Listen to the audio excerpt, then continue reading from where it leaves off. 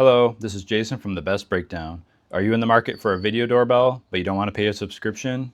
Well, this is the Tapo D225 by TP-Link video doorbell. I purchased this a year ago with my own money, so this is going to be an unsponsored review. Would I recommend this product? Absolutely, but there are some pros and cons that you might need to know, so let's get started. All right, the doorbell itself is 6 inches tall,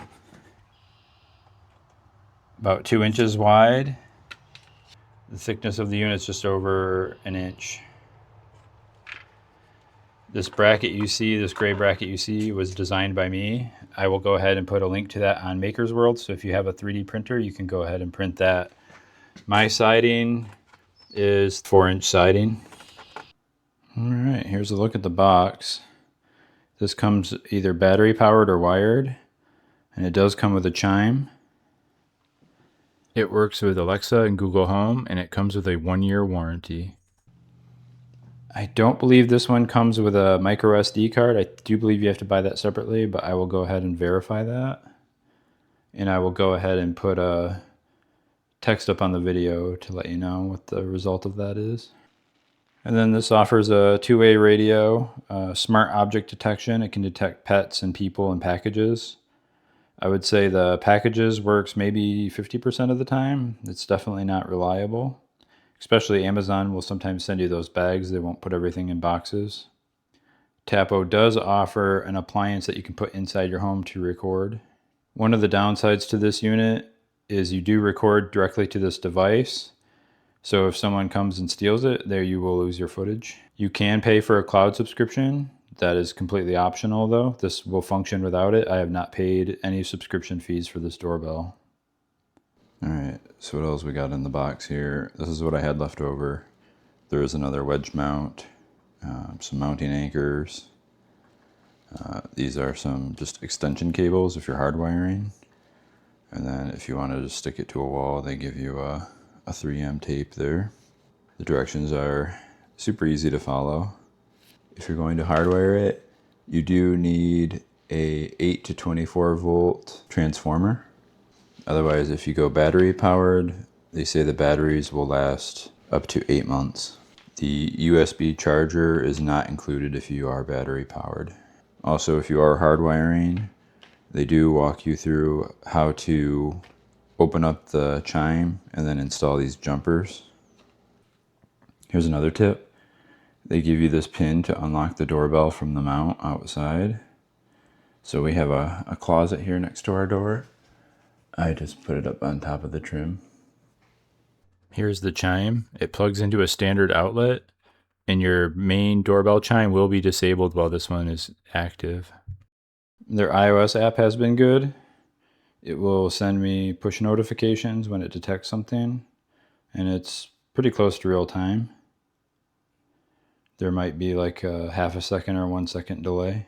Here in the app, you can click the 3 buttons next to the clip, click download, and this is going to download the clip into your video and photo library for your phone. Then here are some additional detection settings. Here I'm going to go into storage, and you can see that I've only used 32 gigs and I've had this device for a year now, so it's pretty good on storage. Here's a video quality test. I gave my son a sign with a giant B, and I had him just walk towards the door.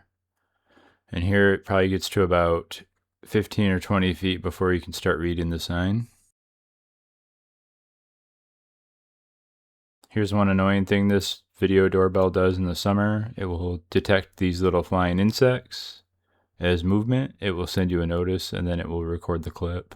In the app, you can go to the motion detection settings and adjust the sensitivity down to help resolve this, but I just go ahead and leave it. Here is some nighttime footage. I had my son walk towards the door and then just go ahead and peek in. The visual quality in the nighttime camera is pretty good in my opinion. The video is clear and not grainy, and you can definitely see facial features.